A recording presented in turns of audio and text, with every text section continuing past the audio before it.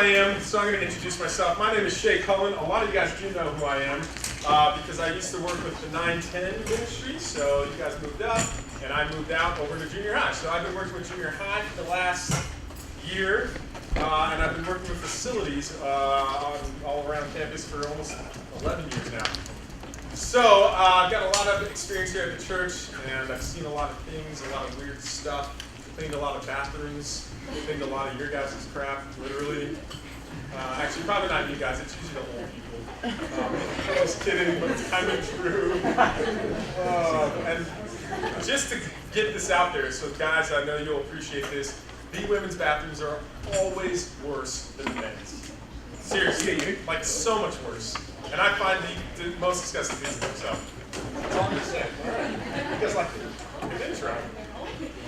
So because you guys don't know who I am very much, or some of you do, I do want to tell you guys a little story so you can just get to know me a little bit. So I grew up in Seattle, in like suburbia, whatever. All my friends there were actually black, a bunch of DJs and hunters. And in fact, I was so like into the thug life and the ghetto scene. Okay, I wasn't into the thug life, but I was seriously surrounded by mostly black people, and I decided one time, because I was like, dude, I'm in. Like, in fact, EJ's dad has asked me if I am black. I don't know if I look it, so I have some Polynesian in me and some white. But because thought I was in with these guys, and this was junior high, I actually called them the word I'm not supposed to call them, because I'm like, dude, we're in. You know, they call each other in. And I got in so much trouble from them, like to the point they almost beat me up for it, but they didn't. They just started calling me something else that was very bad that I can't repeat here because we're in church, and that was my nickname with them for the rest of junior high. So that's the style I live. I still wear my hat backwards and I still wear it kind of sideways, so I have that just identity. And then in high school, I moved to Colorado. And not like Denver, not where everyone's smoking weed, okay? I moved to a town called Grand Junction, and in fact, the high school I went to was called Fruita Monument High School, super hick-ish. At least I thought it was. And in fact, it was so country, like where I moved, to give you guys an idea, like seriously, people would drive their tractors to school. Like from down the street, like a bunch of people, they had farms out there, they kind of lived in the desert, and I had just come from the city, and I hated it. Everyone listened to country music, everyone had big lifted trucks, everyone went out on their toys in the desert, all these things.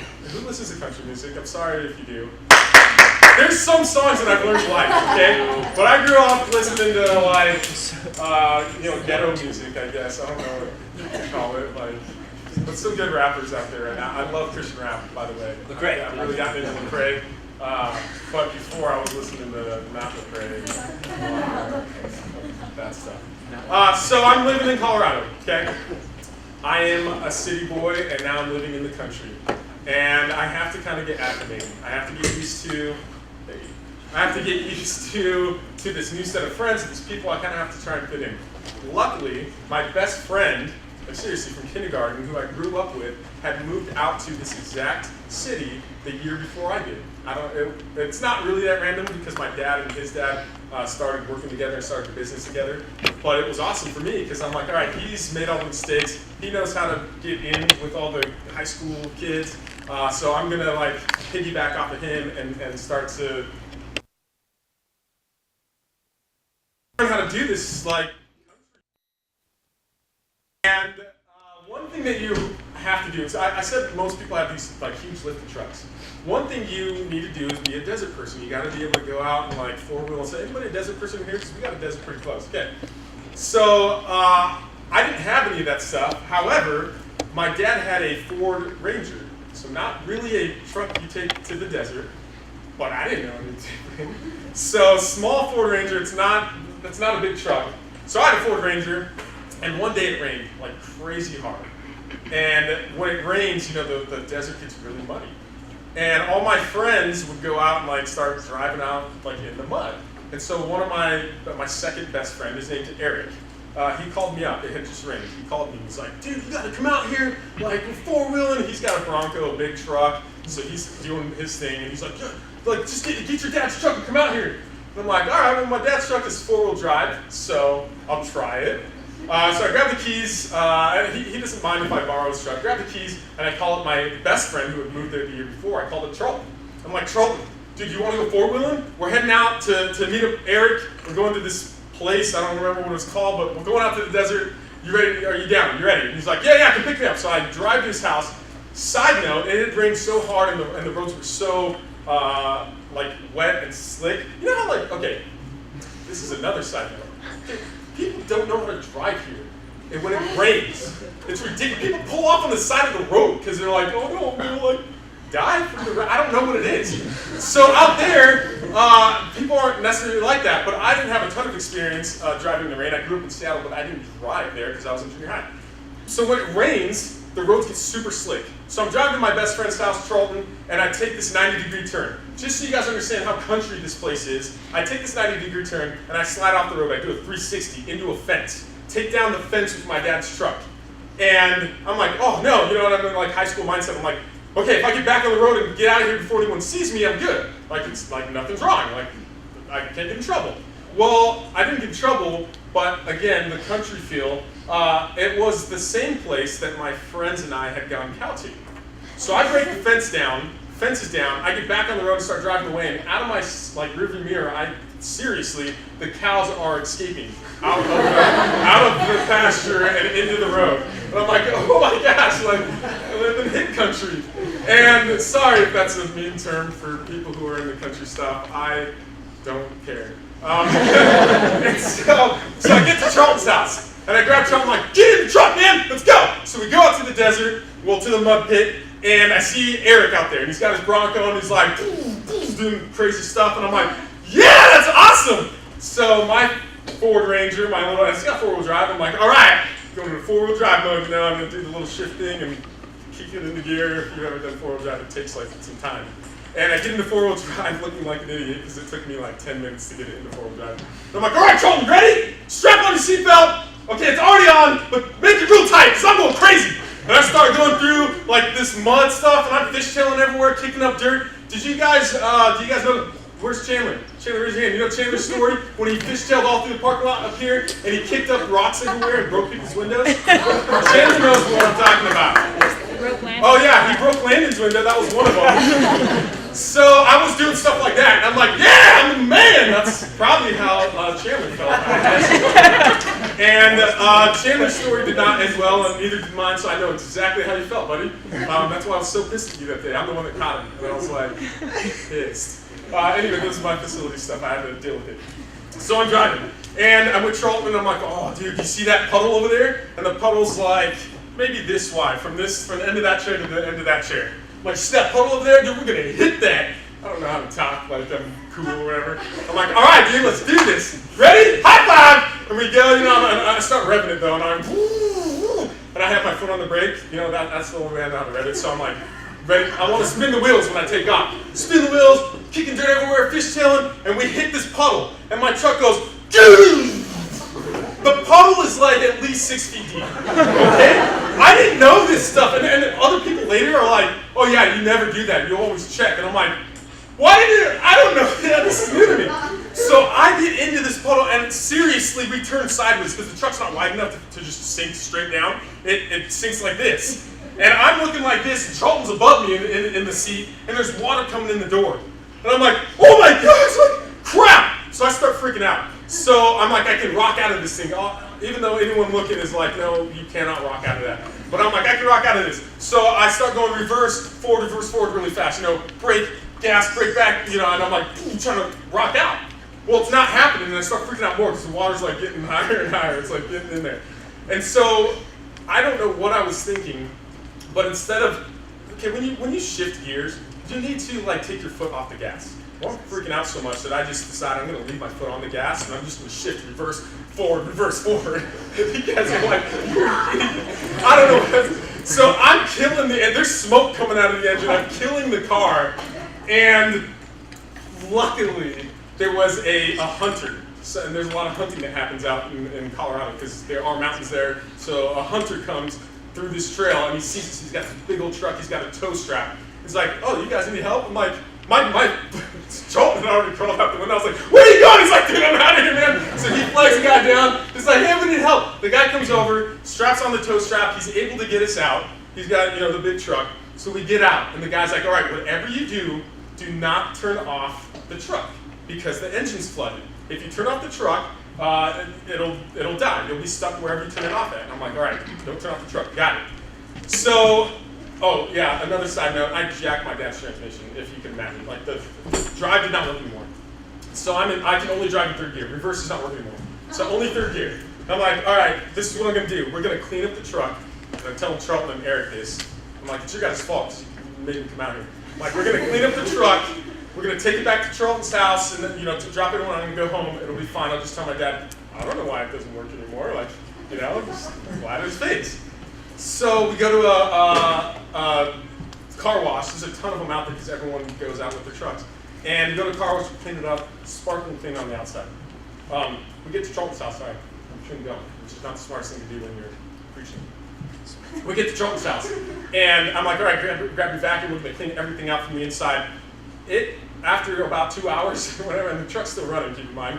After about 2 hours, it looks spotless. And I'm like, "We're good. My dad's never gonna know." And Charlton's like, "Dude, you guys want to come in and get something to eat real quick?" And I'm like, "Sure." Click. And as soon as I turn off the truck, I look at Charlton, and he looks at me, and he swears. He's like, "Son of a dang." And I'm like, "Oh no, what'd I do?" And it's that moment, like that point of no return when you realize I've got to deal with my consequences. I've got to own up to the stupid thing that I've done. You think you can get away with something, but you get to that moment where you didn't get away with it. That was me there. And I had to call my dad. That nervous feeling. And you're like, "No, are they going to respond in a way that's like, 'Oh, you told me, that's what matters,' Or are they that? Or are they going to respond with like hate and like painful, punishment and stuff?" They didn't spank me at that age, but I was just like painful, like in the heart, okay? And so I get on the phone and I call my dad and I'm like, "Hey, Dad, we're at Charlton's house and the truck won't start." I decided to go the route of not telling him the truth. See if it works. The truck won't start. Like, I don't know what's going on. He's like, "What? It just won't start? Like, it's like nothing?" And I'm like, "Yeah, I don't know what happened. Like, it's your truck. Did you do something?" He's like, "No." He's like, "Let me come over there and check it out." So he comes over to Charlton's house.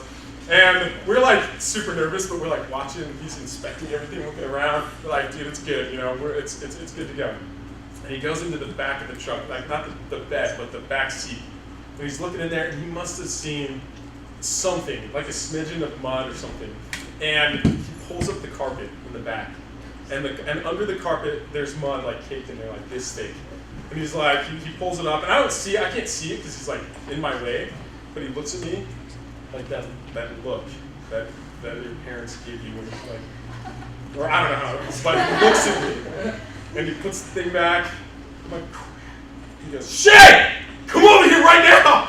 I'm like, "Oh." And I go over here, and he's like, "What is this?" And I'm a junior in high school, and I break down crying. But I'm not like, I'm like sobbing. I'm like, "Eric told me to go to the desert, and then he's an idiot, and Charlton was like, 'Just do it, go in the puddle.' And I don't know what's up." And I'm like, "Dad, I'm so sorry." I was more afraid at this age. Like, some people aren't afraid of their parents as much. Of like, you're more worried about the punishment. I was the kind of kid that I just didn't want to disappoint my parents. I hated disappointing them. So I'm like crying. I'm like, "Dad, I'm so sorry. I didn't mean it. I'm sorry."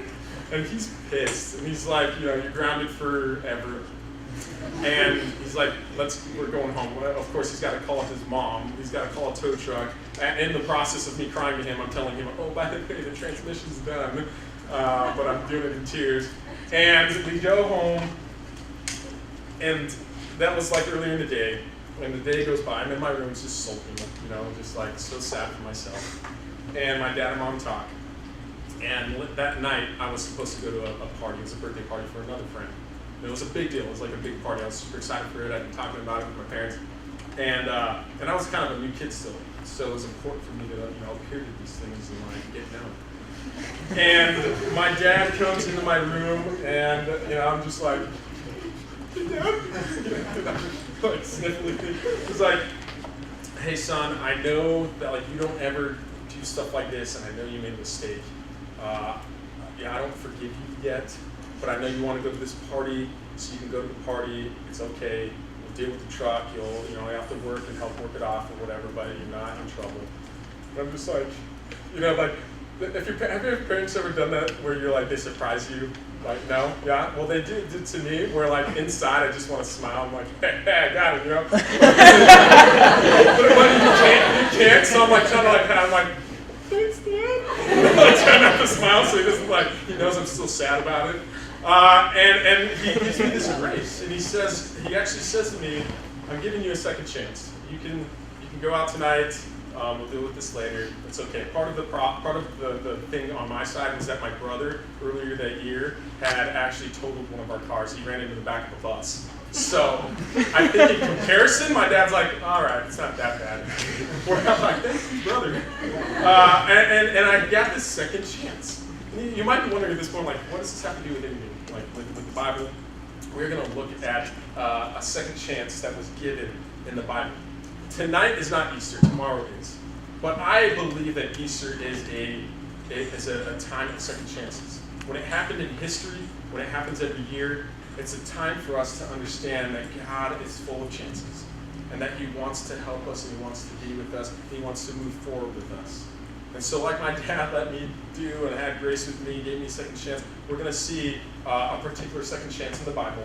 So I want you guys, if you have your Bibles, to turn to John 21, verse 15. I'll give you a minute to get there. John 21, verse 15.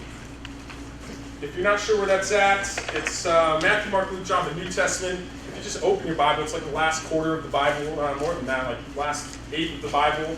You can go to Revelation and turn backwards, or you can go to the table of contents, or if you have your phone, just look it up on your phone. But it's John chapter 21, verse 15. Now, before we get into this story, I need to explain to you guys a little bit about the background of this story. The story we're about to hear is based off of a guy named Peter. He was one of the 12 disciples. Okay, the 12 disciples were people that followed Jesus around everywhere he went for 3 years. They saw his miracles. They saw him heal people. They saw him bring people back from the dead. They saw him do incredible stuff, read minds. They were following this guy. And Peter got to a place, and Jesus eventually started telling them, look, I am the Messiah, and I have to do something that you guys have no clue about. And he started telling them, I'm going to my death. I have to die. This is what I came to earth for. And they don't get it, because all the disciples at that time thought that what Jesus, the Messiah, had come to do was to make a physical kingdom on earth. And so they're like, yeah, sure, we'll be a part of that. We want to be part of your posse. Like when you become king of Jerusalem and all the world, we want to be in on it. And so they're always like, God, like let me be a part of that, or hey, I'll follow you anywhere. So the night before Jesus goes to his death on the cross. Anybody go to Good Friday services on Friday? So Good Friday, we call it Good Friday. It's the day that Jesus died on the cross. It's not a Good Friday. It's a bad Friday. Okay? Jesus died on the cross, Good Friday. And then Easter happens on Sunday. The night that he went to the cross, or maybe it was like the day before, Peter pulls aside Jesus. Jesus saying, I'm going to the cross to die. And Peter looks at him and says, I will go with you even to death. I will follow you. He looks at him square in the eye and says, I've seen what you're capable of. I know you are the Messiah, and I will do whatever you do. I will follow you. And Jesus looks right back at him and says, tonight with those very lips, you will deny me 3 times. I promise you. And Peter's like, oh, heck no. Like, I'm going to fight on your behalf. I'm going to wherever you go. I'm doing that with you. And so we find Peter later. Jesus gets captured. He's getting ready to go to his death on the cross for us. And does anybody know what flogging is? Okay, Jesus goes, and during his flogging, okay, and if you don't know what flogging is, it's a whip. You get whipped, but on the end of the whip there are sharp bones, and maybe sharp glass or rocks that are going to cut into you every time that the whip hits your back or hits wherever they're whipping you at. While he's getting flogged 39 times, almost to the death, his back getting ripped up, flesh flying off of his back. Have you ever touched hamburger meat? Okay, that's what his back felt like. That's what his back turned into. During that time, Peter hears the screams. Or maybe he doesn't, but he knows what's going on. During that time, he's in the courtyard waiting. And just not that long ago, he had said, Jesus, I will follow you anywhere. I'll go to death with you. And he's in the courtyard. And Jesus is getting flogged. And there's some people in the courtyard with him. And one guy comes up and goes, hey, aren't you one of his disciples? And Peter's like, nah, that's not me. And he moves to another pit. He's like, get away from me. This is another pit. And there's a little girl there. And the girl's like, you've got to be one of his disciples. You have the same, look, you're a Galilean. You talk just like Jesus talks. He's like, no, I don't know what you're talking about, woman. And he moves on, and the girl follows him. And with the same lips that he professed to Jesus, I will die for you, the girl says one more time, no, I know you are a disciple. And Peter, to prove his point that he wasn't, he starts swearing. He's like, what the are you talking about? I don't know what. And he just starts dropping F-bombs, sailor talk. Okay, he was a fisherman. Seriously. And I know that you're like, whoa, I didn't say it, okay, but you're like it was this Bible stuff. If you've never really gotten into the Bible, I love getting into the Bible because there are details in there, if you look, where you're like, geez, the Bible is pretty gory and graphic and really sexual and all this stuff. And it makes the stories I don't know, more interesting. Where when I was little and I read the Bible, I thought it was really boring. Now I read it and I'm like, dang, dude, he was swearing? That's crazy. Jesus was getting flogged, and you understand what flogging is? That's crazy. I can't believe this is in the Bible. And Peter swears, I don't know, with the same lips that he said, I'll follow you anywhere. And that's the Peter that we come to in John 21, verse 15. Jesus is dying. He went to the cross, and he's resurrected. It is Easter. And he's gone and he's shown himself to some people. And he comes to Peter, one of his best friends, one of the top 3 disciples. And this is what he says to Peter. When they had finished eating, Jesus said to Simon Peter, Simon, son of John, do you truly love me more than these? Have you guys learned in 11:12 here the 3 types of love? Does anybody know them at least? Can maybe yell them out? What are the 3 types of love that we know about in the Bible? Agape. Agape is one. Eros is another. And phileo. Agape love, actually we'll go backwards. Eros love is erotic love. Okay, it's passionate love. Phileo love is like a brotherly love. In fact, that's where we get the term Philadelphia from, the city of brotherly love. Yeah, phileo. And then the third one is agape. Agape is the deepest, most sincere, committed love. It's sacrificial love. And Jesus uses that term agape when he asks Peter, do you love me? This is what he says if I were to say it in Greek. Not the whole thing. I'm not going to, okay, shut up. I'm not going to do that. But he does say, when they finished eating, Jesus said to Simon Peter, Simon, son of John, do you truly agape me more than these? And Peter looks back at him, knowing that he's ruined his chances, or at least he feels like he does. And this is what he says back. Yes, Lord, he said, you know that I phileo you. You know that I love you like a brother. He can't get up the courage, muster up the commitment. He's seen all the stuff that Jesus does. He knows he's risen from the dead again, but he has so much shame or whatever it is that he can't say, God, I agape you. He had already turned his back on Jesus. And I think he realizes in order for me to say this, I can't. Because I've already betrayed him. And so he says, I phileo you. I love you like a brother, Jesus. And Jesus asks him again. 16. And again Jesus said, Simon, son of John, do you truly agape me? And Peter, sitting there, nervous about the way he's asking, responds again, yes, Lord, you know that I phileo you. You know that I love you like a brother. You can't give that commitment. And the third time Jesus asks, this is what Jesus does. And it blows my mind. The third time he said to him, Simon, son of John, do you phileo me? Jesus says, you know what? I know you've made mistakes, but I'm giving you a second chance. You're not there yet.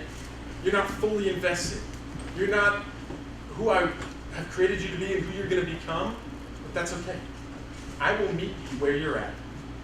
And Jesus says, do you phileo me? He drops down to Peter's level. He says, it's okay. That's enough for me. We can work with that. And Peter, actually, if you go on, Peter says, was hurt because Jesus asked him the third time. He was hurt for two reasons. One, because he realized he couldn't muster up the courage to give Jesus the love that he was asking. And two, because he denied Jesus 3 times, and Jesus had to ask him 3 times. That would be kind of a slap in the face. It would be tough. But Jesus says, it's okay. I will meet you where you're at. If you just follow me. You don't have to be perfect. So this is what we gain from the resurrection. This is what we gain from the resurrection. That one item that I just said. We don't have to be perfect. We don't have to be perfect. Here's why. Because Jesus was, and he is, for us. Now, I don't want to know if you guys have thought about heaven, what it's going to be like, but do you guys understand, or have you thought of like, why is Jesus the only way?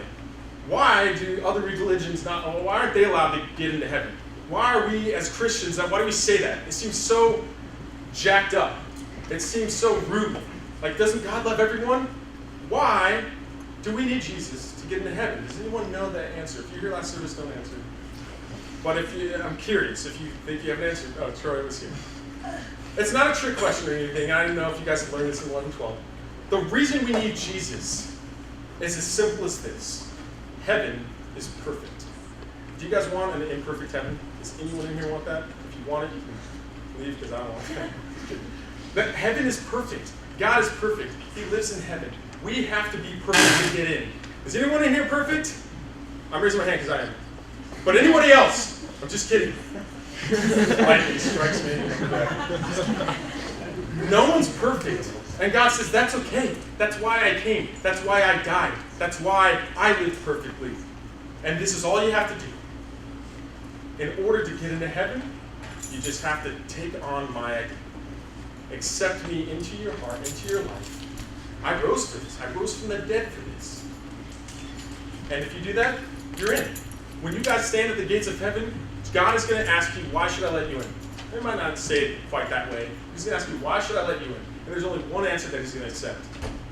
A lot of people are going to be like, I lived a good life. Sorry, that's not good enough. You still sin. This is perfect. Okay, perfection up here. He's only looking for one answer, and that is, because I'm perfect. And the only way we can be perfect is through Jesus. Through his blood. Through his redemption. So we don't have to be perfect. The second thing that happens because of the resurrection. You see, we all die. But here's the awesome thing about the resurrection, is that because of it, we now know that heaven exists. There is hope. There is hope. People walk through this life and they don't have hope. They don't understand anything that's going to happen in the afterlife. Maybe they don't believe in it. Or maybe they do a little bit, but they don't know what's going to happen. We, as Christians, have hope. Because Jesus came from heaven, walked the earth. No one's been there. No one's been there except for God and other people who've died and gone there. But no one's been there to tell us what it's like to give us hope. But Jesus did. He came from heaven. He walked the earth. And if you read through the Gospels, you will hear over and over and over and over and over again, the kingdom of heaven is like. Have you ever wondered why Jesus is saying that all the time? The kingdom of heaven is like. He's saying that because he's saying, I've been there. If you only understood, I've been there. Listen to what I have to say. It is like, and he goes on and says blah, blah, blah, blah, blah, blah. There's one that I love because I go, wow, that's powerful. He says, the kingdom of heaven is like something. And in it, he says, it's so worth it. The kingdom of heaven, I've seen it. It's so worth it that if you only knew, if you only saw it, you would do anything it took to get in. He says you would even cut off your hand and gouge out your eye to get into heaven. If you only knew. And he says, but guess what? I know. And it is worth it. The Bible says, even the smallest sin, if you sin with your hand or sin with your eye, cut it off, gouge it out, because it'll keep you out of heaven. Again, because you have to be perfect. That's why we need Jesus. Now, we're not going to be perfect, obviously, all the time. But that's why we need Jesus. He says it's so worth it you would do that. In a heartbeat, you would take the spoon or take the pen that you're writing with, and you would just start to dig. Okay? Like, I don't think I could do that. Just do it. Just try it. Just touch it. Okay? That's horrible. And I'm like, I don't think I could do that. And God's like, if you saw heaven, you would do it in a heartbeat. You wouldn't even think twice about it. You would just like, ah! Like, oh, ooh. That just sounds horrible. I could probably cut my hand off, but I couldn't do that. And he says, that is what you have. You have hope for that. And I've seen it. So hope in that. And everything you do, hope in that. Know that this life is going to be hard. People who don't get that, guess what? They're going to go through hell on this life, and they're going to get hell in the end, but they're going to go through hell, just like we all will. Stuff in this life is really hard. It's tough. I've been through difficult things. It might be divorce. It might be a tough sin that you're going through. It might be a cancer or a sickness in your family. Tough things that you will go through in this life. But because we have Christ, because the cross happened, because the resurrection happened, we have hope. And we can get through it. It might be hard, but we can get through it. We can say, if I just suck it up for 70 years, 80 years, there is hope. And no one else gets that. No one else has that. Not even other religions. They have to hope that they live a good enough life to get whatever that religion is promising. Christianity is the only one that says you don't have to work for it at all. Every other religion will say, if you want nirvana, you got to be good enough. And you don't even know what good enough is. If you want, the Islamic religion, if you want to get to that paradise, you have to do the right amount of things. It's like, how do I even know what that is? So much pressure. And God says, no. All you need is me. You just got to be perfect. Just take a migraine. So there is hope, and it's worth it. And here's the final one. When you get those things, when you understand that the resurrection means, and this is the kicker, this one's crazy, to me it is, that God does want to use every single one of you, no matter how jacked up you are, no matter how stupid you are, no matter how many mistakes you've made. And you come to church, if you come to church often enough, most sermons you hear tell you about how not to get into bad situations. Do these things right, and God's going to be with you, and if you don't do them, it's going to suck. Life's going to suck. God's sitting here all the time saying it's okay. You don't have to be perfect. You're going to screw up. And even when you screw up, and you find yourself so far away, so distant, how do I get back? I've already done all the stuff I need to screw up, and now I'm there. So don't tell me what not to do, because I've already done it. He says, just find the cross. Find me. And when you do, even with your jacked up life, I want to use you. I want to use you to do something great. I want actually all eyes up here, just for a second. Because I think this is probably the most important thing I can say to you guys. Is that every single one of you has value. God finds you worthy.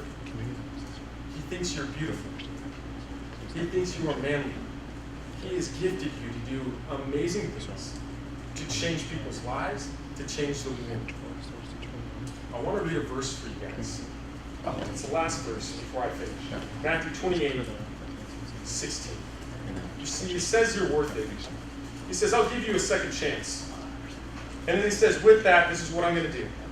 So I'm going to commission you. You're going to do some work for me. It's Matthew 28, verse 18. Just a couple pages, or maybe it's a couple books to the left of John. Matthew 28, verse 18. Jesus comes to all his disciples. He's risen. He's about to leave.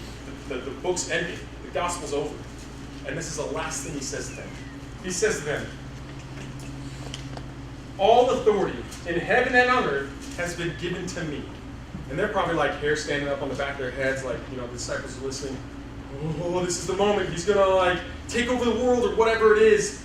All authority has been given to me on heaven and earth. The blind people that you saw healed, the people that I raised from the dead. I came back from life, from death on the cross.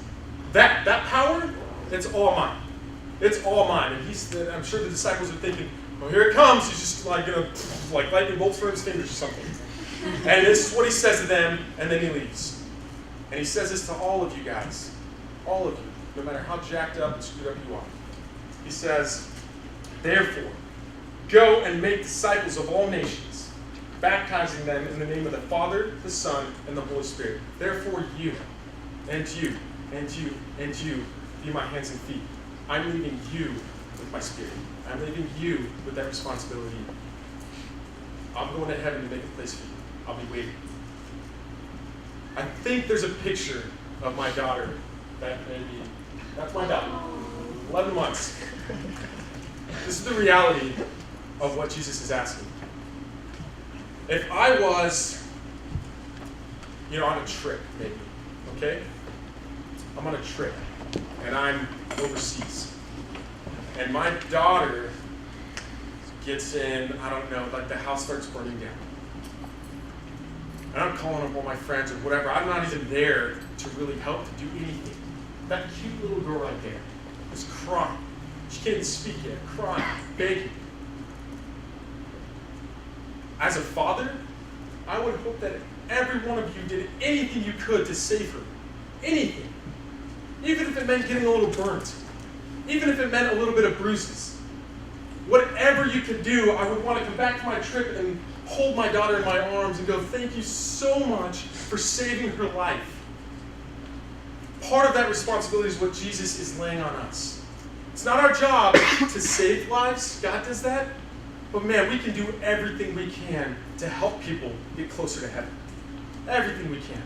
My daughter, I'm going to do everything I can to make sure that she has that same chance to stand before God and go, God, I'm perfect, let me in. My brother, my sister, jacked up people a little bit. Okay, my sister's a druggie. She's 31 years old and she still does drugs. She just doesn't know how to get out of it. She's got an 11-year-old son. And I think God's going to give her so many chances. It's okay. God, eventually, hopefully, second chances all around. That in the end, I've done everything I can. That when she dies, I can say, I hope she's going to heaven. I did it. I did as much as I could. You guys have people in your lives. People sitting next to you that are counting on you.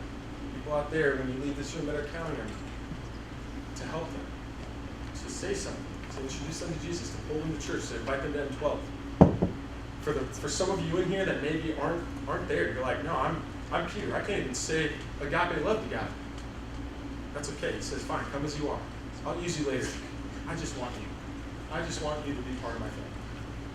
So I'm going to pray, and service will be over.